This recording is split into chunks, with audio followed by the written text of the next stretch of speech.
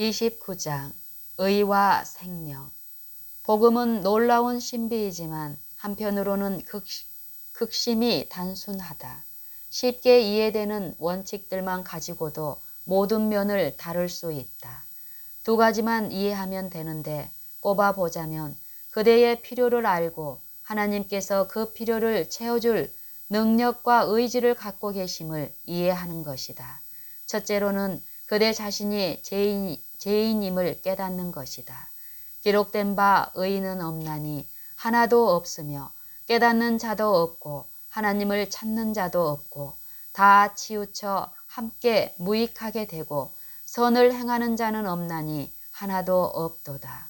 로마서 3장 10절로 12절. 모든 사람이 죄를 범하였음에 하나님의 영광에 이르지 못하더니 로마서 3장 23절. 죄는 그대의 존재의 일부이다. 사실 그대 자신이라고 불러야 할지도 모른다. 그리스도께서는 그대 안에 무엇이 있는지 알고 계신다. 속에서 곧 사람의 마음에서 나오는 것은 악한 생각, 곧 음란과 도둑질과 살인과 간음과 탐욕과 악독과 속임과 음탕과 질투와 비방과 교만과 우매함이니 이 모든 악한 것이 다 속에서 나와서 사람을 더럽게 하느니라. 마가복음 7장 21절로 23절. 이러한 악들은 마음으로부터 나오는데 한두 명도 아니고 특정 부류에게서도 아니라 모든 사람의 마음으로부터 나온다. 모든 지킬 만한 것 중에 더욱 내 마음을 지키라. 생명의 근원이 이에서 남이니라. 잠언 4장 23절. 그러므로 이제 우리는 이 악한 속성들이 우리의 삶 자체라는 것을 깨닫는다. 우리의 삶이 본성적으로 죄라는 의미이다. 죄는 결국 죽음을 의미한다. 육신의 생각은 사망이요 영의 생각은 생명과 평안이니라. 로마서 8장 6절. 그러므로 한 사람으로 말미암아 죄가 세상에 들어오고 죄로 말미암아 사망이 들어왔나니 이와 같이 모든 사람이 죄를 지었으므로 사망이 모든 사람에게 이르렀느니라. 로마서 5장 12절. 여기서 죄는 사망을 가져온다는 것을 보게 된다. 사망은 죄로부터 나오는데 사망이 쏘는 것은 죄라고 했기 때문이다. 고린도전서 15장 56절. 욕심이 잉태한 즉 죄를 낳고 죄가 장성한 즉 사망을 낳느니라. 야고보서 1장 15절. 이 구절들을 보면 사망이 죄 속에 있는 것을 알게 된다. 다만 하나님의 자비하심으로 죄가 우리를 즉시 죽게 하지는 못한다. 주님께서는 오래 참으사 아무도 멸망하지 아니하고 다 회개하기에 이르기를 원하시느니라. 베드로후서 3장 9절. 그분은 그대에게 회개할 기회를 주시는 것이다. 그대가 회개하기만 하면 죄를 제거해 주시고 당연히 사망에서도 건져 주실 것이다. 그러나 회개하기를 거절하고 죄에 대한 애착을 보인다면 죄 안에 있는 사망이 역사하게 될 것이다. 죄가 죽음을 의미한다는 성경 말씀은 더 많이 제시될 수 있지만 이 정도로 충분할 것이다. 그럼에도 더 연구하기 원한다면 요한복음 3장 36절, 신명기 30장 15절로 20절, 11장 26절로 28절, 로마서 5장 20절 21절, 7장 24절을 함께 읽어보라. 죄와 죽음은 분리될 수 없다. 하나가 존재하면 다른 하나도 따라온다. 그대를 죄에서 구하는 것은 죽음으로부터 구해내는 것과 같다. 구원이란 그대의 죄의 결과로부터 구하는 것이 아니라 오히려 죄 그 자체로부터 구하는 것이다. 구원의 계획이란 어떤 사람들이 생각하는 것처럼 죄를 짓고 싶은 만큼 지어놓고 신앙을 고백하기만 하면 자기가 잘못 행한 결과로부터 자유를 얻게 해주는 제도가 아니다. 오히려 이것은 죄로부터의 완전한 자유를 위한 계획으로서 그대가 사망하지 않도록 해주는 것이다. 오히려 이것은 죄로부터의 완전한 자유를 위한 계획으로서 그대가 사망하지 않도록 해주는 것이다. 죄가 없는 곳에 사망이 성립되지 않듯 의가 없는 곳에 생명은 없다. 그렇다면 어디에서 의를 얻을 수 있는가? 그대는 죄 밖에 가진 것이 없으므로 스스로 의를 만들어낼 수 없다. 내 속 곧 내 육신에 선한 것이 거하지 아니하는 줄을 아노니 원함은 내게 있으나 선을 행하는 것은 없노라. 로마서 7장 18절. 육신의 생각은 하나님과 원수가 되나니 이는 하나님의 법에 굴복하지 아니할 뿐 아니라 할 수도 없음이라. 육신에 있는 자들은 하나님을 기쁘시게 할 수 없느니라. 로마서 8장 7절 8절. 이제껏 보았듯이 그대의 삶 전체가 죄이므로 선한 것을 얻을 수 있는 유일한 방법은 새로운 삶을 얻는 것임이 분명하다. 이것이 복음이 우리에게 선사하는 것이다. 그대는 악하지만 하나님은 선하시다. 단지 선하신 것이 아니라 유일무이하게 선한 분이시다. 구주께 나와 질문을 하였던 젊은이에게 어떻게 대답하셨는지 살펴보자. 예수께서 길에 나가실새 한 사람이 달려와서 꿇어 앉아 묻자오되 선한 선생님이여 내가 무엇을 하여야 영생을 얻으리이까? 예수께서 이르시되 내가 어찌하여 나를 선하다 일컫느냐? 하나님 한 분 외에는 선한 이가 없느니라. 마가복음 10장 17절로 18절. 이것은 절대적인 것이다. 그리스도께서 선한 분에 제외된 것이 아닌데 그리스도께서는 곧 하나님이시기 때문이다. 요한복음 1장 1절. 하나님께서 그리스도 안에 계셨다. 고린도후서 5장 19절. 아버지와 아들의 생명은 같은 것이다. 요한복음 6장 57절. 하나님께로부터 벗어난 선함은 찾을 수 없다. 선함이란 어떤 느낌이 아니라 실존하는 것이다. 행함이 결여된 선함은 존재하지 않는다. 꽃의 향기처럼 공중에 떠다니는 것 또한 아니다. 달콤한 존재가 없이 달콤한 맛은 없듯 그리고 소금이 없이 짠맛을 내지는 못하듯 선한 행위가 없는 선함이란 존재하지 않는다. 하나님의 모든 길은 선하고 올바르다. 그의 길은 그분의 율법 속에 간략하지만 이해하기 쉽게 설명되었다. 그의 행위를 모세에게 그의 행사를 이스라엘 자손에게 알리셨도다. 시편 103편 7절. 행위가 온전하여 여호와의 율법을 따라 행하는 자들은 복이 있음이요. 시편 119편 1절. 하나님의 율법은 하나님의 길과 그의 방법이 모두 옳다는 것을 알려준다. 그분의 율법은 그의 의라고 칭하여졌다. 너희는 하늘로 눈을 들며 그 아래의 땅을 살피라.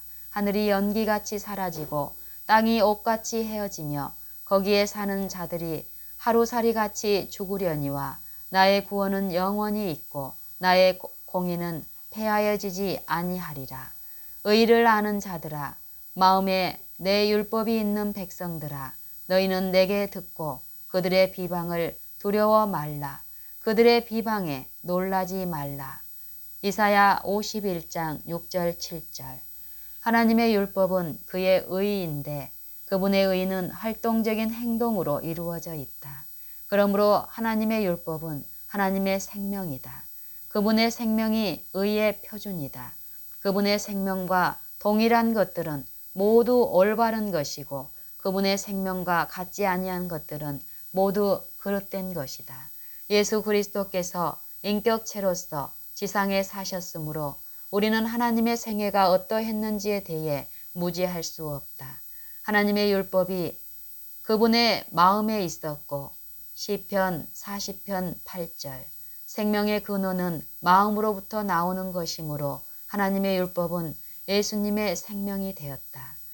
예수 그리스도께서 인격체로서 지상에 사셨으므로 우리는 하나님의 생애가 어떠했는지에 대해 무지할 수 없다. 하나님의 율법이 그분의 마음에 있었고 시편 40편 8절 생명의 근원은 마음으로부터 나오는 것이므로 하나님의 율법은 예수님의 생명이 되었다. 하나님의 성령이 그에게 임하셨고 누가복음 4장 18절 주는 영이시니 주의 영이 계신 곳에는 자유가 있느니라.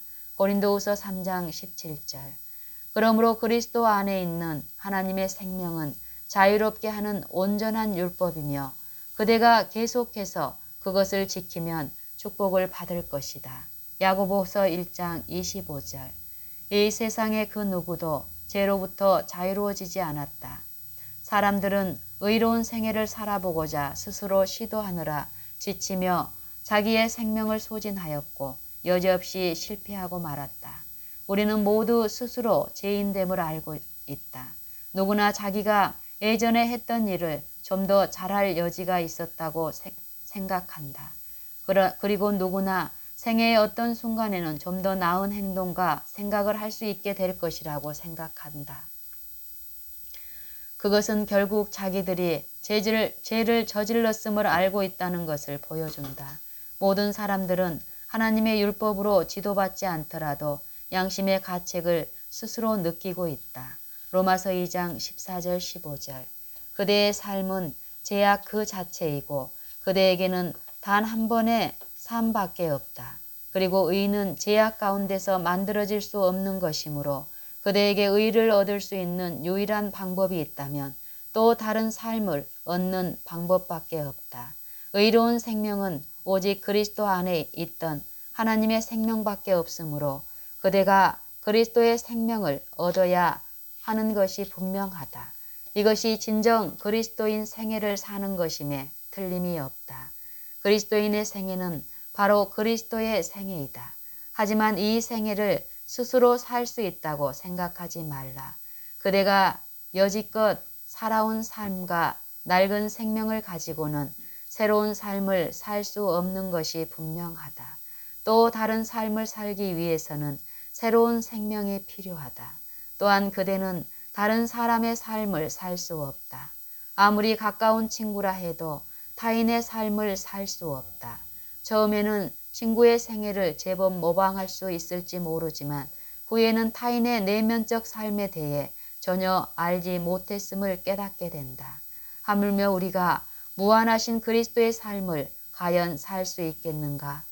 만일 우리가 다른 사람의 행세를 하면 결국 사기 행각이 드러나게 마련이다. 그리스도의 삶을 살려고 시도하는 것도 마찬가지이다.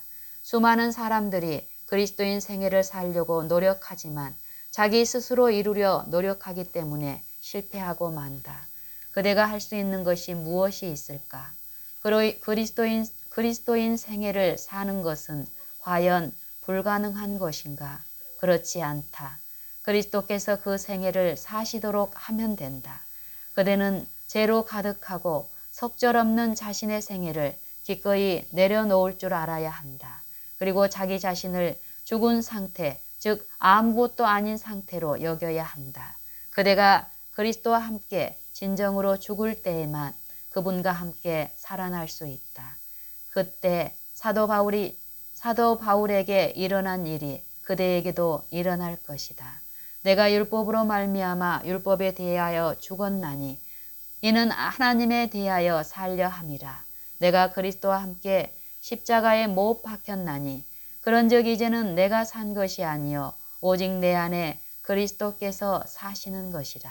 이제 내가 육체 가운데 사는 것은 나를 사랑하사 나를 위하여 자기 자신을 버리신 하나님의 아들을 믿는 믿음 안에서 사는 것이라.